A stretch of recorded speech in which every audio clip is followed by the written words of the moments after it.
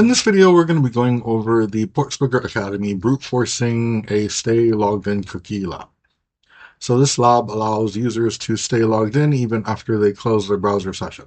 The cookie used to provide this functionality is vulnerable to brute forcing. To solve the lab, brute force Carlos's cookie to gain access to his My Account page. It gives you a set of credentials, it gives you the victim's username with no password, and it gives you a list of candidate passwords. Let's go ahead and access our lab. So let's walk the app a little bit. Let's try to log in with the credentials that we have, Wiener and Peter. And we are brute forcing a stay logged in cookie. So we're probably going to want to check this box here. And let's log in. And now we see your username is Wiener. Let's go ahead and copy this out. Open up a new tab. Let's close that tab and let's open this up again. And we are still logged in as ourselves. Let's try to understand exactly what's going on. So go back over to Burp, and it should have been recording all of that traffic as we navigated through the site and made our requests. If we go to Proxy and HTTP history, and we go all the way to the bottom, we should see our most recent things. Let's take a look at this login that we have. We have my account ID, Wiener. We also have a session cookie, and we have a stay logged in cookie. Now, if we look at this stay logged in cookie, at first glance, it doesn't really look like anything. But once you've kind of been around things long enough, you can kind of spot them a little better. But we're going to take a look at this string right here. So if we go over to decoder and we paste that string in and we say decode as, and we go down to base 64, we see our username, colon, and a string of letters and numbers. At first, this looks kind of random, but again, if you have been around for a little while and you can kind of recognize the character length or the way that things are formatted, you'll very quickly understand that this is an MD5 hash. So if we go over to Google,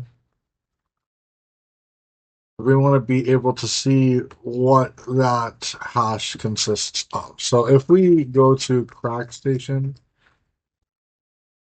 this is an online password hash cracking website. You paste in the password and crack hashes, and we see this translates over to Peter. So we know that this stay logged in cookie here consists of our username, colon, and an MD5 hash of our password. So it would be like username, colon, and then MD5 password. And this is all base 64 encoded. And that's kind of the pattern that we would need for our stay logged in cookie to be effective. Let's use this logic and try to see if we can figure out what Carlos's password is. Let's go back over to Proxy. And here we can send this request to intruder. Now go to intruder, and we are going to try to create a attack that works with our own credentials, and then we'll apply it to Carlos's username. We want to get a valid login for our own credentials with this stay logged in cookie here. So we'll set our payload position here. And we're going to go over to our payload configuration, and we're going to add our own password in. And down in payload processing, it's really important that you do these steps in order.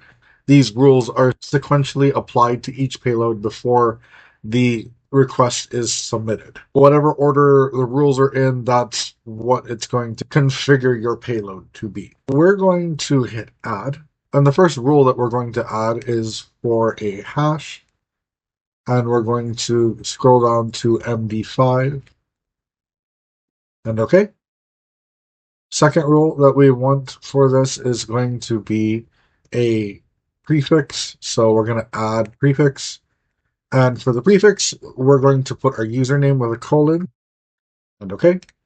And finally, we're going to add another rule, and it's going to be encoding. And we're going to base64 encode this whole thing. So in the end, we are going to make the payload a hash. We're going to prefix it with wiener and a colon, and we're going to base64 encode the whole thing. So if we hit start attack, here we see we have a 200.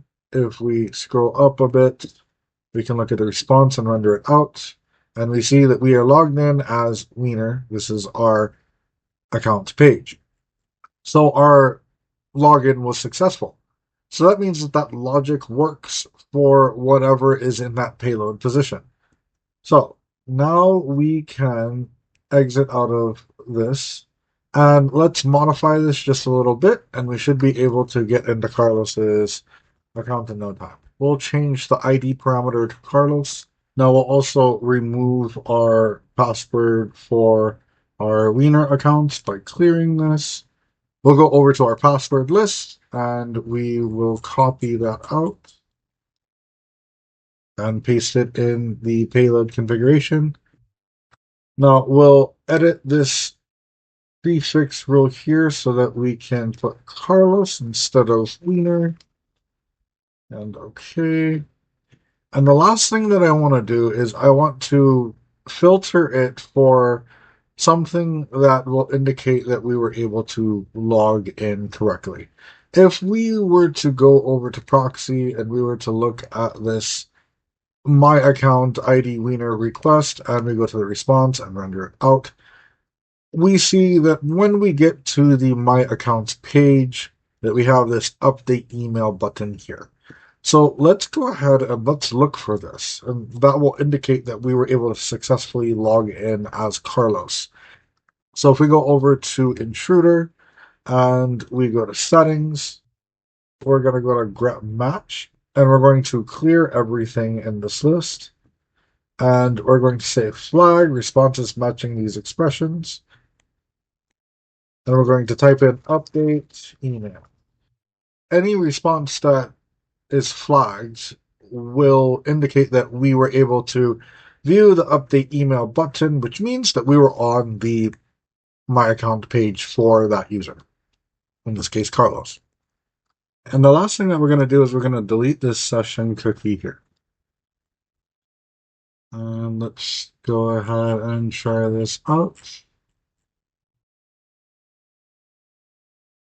Let's pause it here.